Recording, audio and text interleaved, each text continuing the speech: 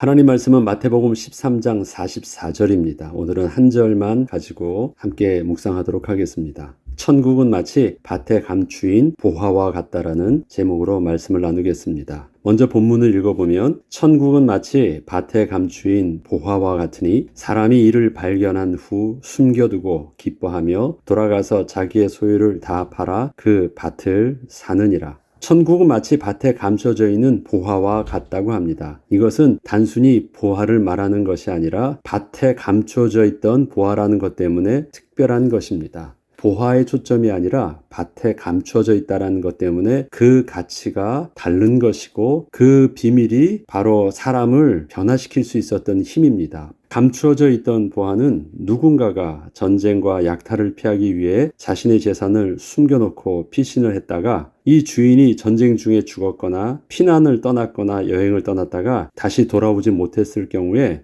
감추어 놓았던 그 보화는 주인을 잃고 영원히 땅에 묻히게 된 것을 말합니다. 그런데 그 보화가 주인이 있는 밭에 감추어져 있다는 것이 문제였습니다. 현재 주인이 있는 밭에 감춰져 있는 것입니다. 만일 밭의 주인이 알게 되면 그 보화는 주인의 것이 되기 때문에 주인이 알기 전에 먼저 밭을 자기의 소유로 만들어야만 했던 것입니다. 결국 자기가 그 밭을 사기 위해서는 자신의 모든 소유를 다 팔아야 간신히 살 수 있었기에 그동안 자신이 소중하게 여기던 모든 것들을 하나도 남김없이 다 팔게 되었던 것입니다.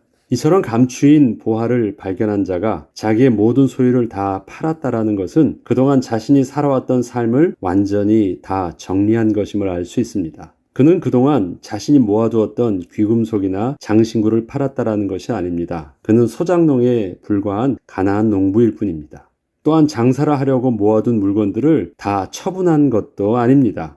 그것은 자신의 일상의 삶을 위해서 가지고 있었고 또 그렇게 사용을 하고 있었던 것들이었습니다. 이는 자신이 그동안 살아오던 삶의 모습이었던 것들을 완전히 다 정리해버린 것입니다. 그동안 자신이 아끼던 물건들, 남들처럼 자신도 하나 갖고 싶어서 어렵게 수고해서 구입해놓은 지금 우리 표현으로 하면 가전제품들, 그리고 장신구들, 이전에는 비록 남들 보기에는 대단한 것이 아니었어도 자신에게는 그렇게 소중하게 모아두고 스스로 만족하며 가지고 있는 것들이었습니다. 그는 이러한 것들을 모아놓기까지 평생을 수고하였던 것이었기에 지금 그 밭의 보화를 발견하기 전까지는 이러한 자신의 모든 것들이 자신의 자부심이었고 또 그 이전에는 팔아야겠다는 생각을 전혀 하지 않았던 것들입니다. 그런데 밭의 보화를 발견하는 순간 그동안 자신이 그렇게 열심으로 모아왔고 소중하게 여겼던 모든 것들을 전혀 미련 없이 다 팔아버리게 된 것입니다. 이는 앞으로 보화를 얻게 되면 이전에 그렇게 살던 모습은 전혀 미련을 두지 않아도 될 만큼 완전히 새로운 삶을 살 수 있었기 때문이었습니다.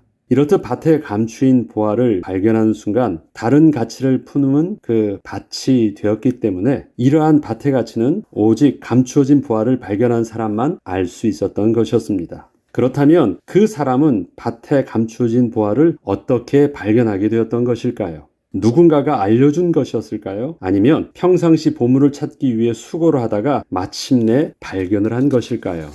그 사람은 우연히 발견한 것입니다. 이는 자기의 의지도 아니고 누군가가 알려준 것도 아니었습니다. 그저 늘 생활을 하던 일상 속에서 갑작스럽게 발견하게 된 일이었던 것입니다. 그는 자신의 인생을 뒤바꿀 만한 다른 것을 보았기에 자신의 모든 것을 다 팔아서 마침내 그 밭을 사버린 것이었습니다. 우리에게 다가온 예수 그리스도의 복음은 어느 누가 가르쳐 주어서 배우게 된 지식이 아닙니다. 사람들은 누구나 성경을 읽고 설교를 또한 들을 수도 있고 또한 저들 스스로 성경의 많은 이야기를 또 안다고 자랑을 하기도 하지만 그러나 저들이 안다고 하는 것이 성경에서 증거하는 예수 그리스도를 통한 죄사함의 비밀과 구원의 비밀을 온전히 깨달았다는 것을 의미하지는 않습니다. 성경의 내용을 아무리 읽고 배운다고 해서 구원 얻는 믿음을 그렇게 스스로 얻을 수 있는 것이 아니기 때문입니다. 성경을 통해서 예수 그리스도를 만나고 거룩한 하나님의 백성이 된다는 것은 전적인 하나님의 은혜입니다. 하나님께서 성령을 통하여 믿음의 눈을 열어주셔야 가능한 비밀인 것입니다. 성경의 말씀을 통하여 구원의 비밀 되신 예수 그리스도를 만나게 된 자는 삶이 근본적으로 변화되게 됩니다. 성경을 보는 이유가 달라졌기에 하나님의 말씀을 대하는 태도와 그 집중성도 완전히 변화되게 된 것입니다. 이러한 삶의 헌신과 신앙생활의 변화는 누군가가 강요한 것이나 그렇게 하라고 가르쳐 준 것이 절대 아닙니다. 감추어진 보화를 본 자만이 그렇게 할 수 있는 비밀인 것입니다.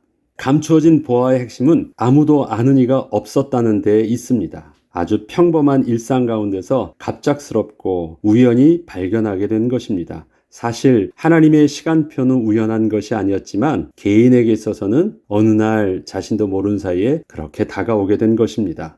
그리고 그 자신이 직접 그 보화의 실체를 확인하게 된 것입니다. 그런데 만약에 누군가가 밭에서 보물을 발견할 수 있는 정보를 알려준다고 하면 어떨까요? 신앙생활의 노하우를 가르쳐준다는 것입니다. 그가 만일 어느 밭을 가리키며 보물이 묻혀 있을 것이라는 합리적인 여러 이유를 대면서 모든 소유를 다 팔아 무조건 그 밭을 주인 몰래 사라고 한다면 그 사람은 어떻게 할 수 있을까요? 아마도 그 사람은 자신의 모든 소유를 다 팔아 확신되지도 않은 그 밭을 사려는 무모한 짓을 절대 하지는 않을 것입니다. 감추인 보화의 진정한 가치는 반드시 어느 누구를 통해서 얻게 되는 정보를 통해서 얻을 수 있는 것이 아니기 때문에 그렇습니다. 내가 직접 발견한 것입니다. 직접 보게 된 것입니다.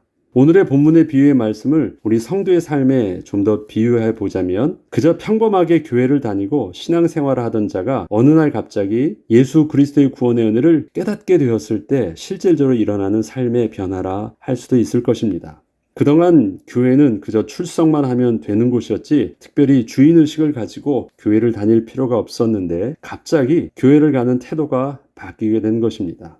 이러한 태도의 변화는 절대 가르쳐서 될 일들이 아니고 감추어진 보화가 있으니 열심을 다해보라고 누가 말해준다고 해서 될 일도 아니었습니다. 그 변화의 주체는 오직 성령 하나님의 주권적 은혜였던 것입니다. 그리고 그가 직접 확인했던 것이었습니다. 이러한 변화는 감추어진 보화의 비밀을 알지 못한 사람에게는 전혀 이해할 수 없었던 일이 그에게 일어난 것이었습니다. 그런데 만약에 누군가가 이러한 성도의 변화를 이끌게 하기 위해서 내게 오면 삶을 완전히 새롭게 할 수 있는 비밀을 알려주겠다는 사람이 나타나게 된다면 어떡할까요?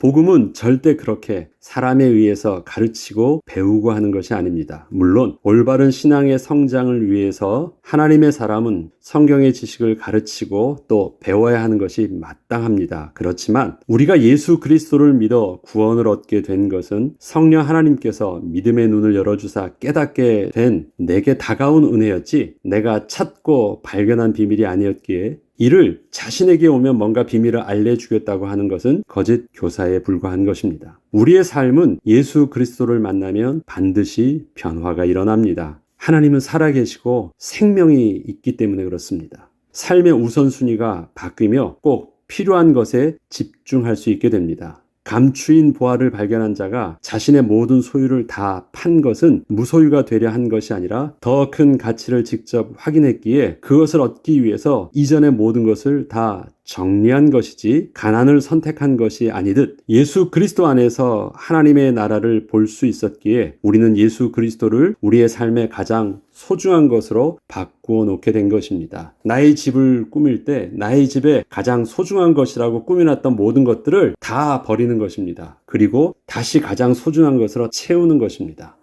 예수 그리스도께서는 우리의 삶에 그렇게 일방적으로 찾아오셔서 우리의 삶의 변화의 주체가 되어 주셨습니다. 그리고 우리의 모든 삶의 가치를 새롭게 세우게 하셨습니다. 예수 그리스도를 통하여 우리는 하나님 나라의 비밀을 비로소 보게 되었기 때문에 우리는 우리의 삶에 소중하다는 모든 것들을 다 내려놓고 하나님 나라의 가치로 우리의 삶을 그렇게 채우게 된 것입니다. 우리는 무소유를 한 것이 아닙니다. 하나님 나라의 가치로 새롭게 채운 것입니다. 이전 것이 하나도 아깝지 않게 하여 주셨습니다. 그 은혜의 비밀이 우리의 사랑하는 가족과 형제에게도 함께하기를 또 우리가 기도하는 주의 백성들을 위해서도 하나님 우리에게 그렇게 찾아오셔서 우리의 삶을 변화시키시고 우리의 삶의 가치 기준을 바뀌게 하셨던 주님께서 또 우리의 사랑하는 형제와 친구와 부모님과 우리 이웃들에게서도 그렇게 우리의 복음이 저들에게 그렇게 전달될 수 있도록 우리는 오늘도 기도하고 또 우리에게 주신 그 은혜를 따라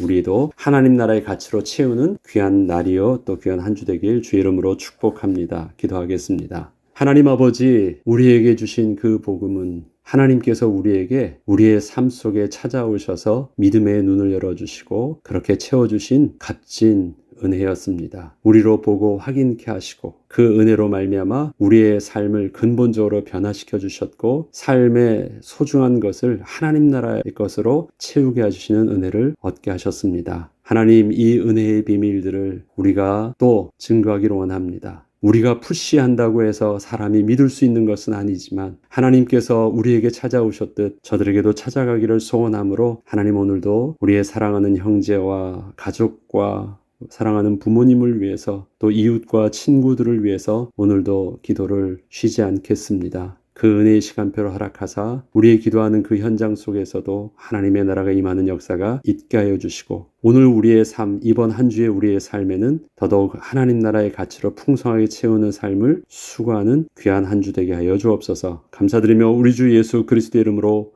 기도합니다. 아멘.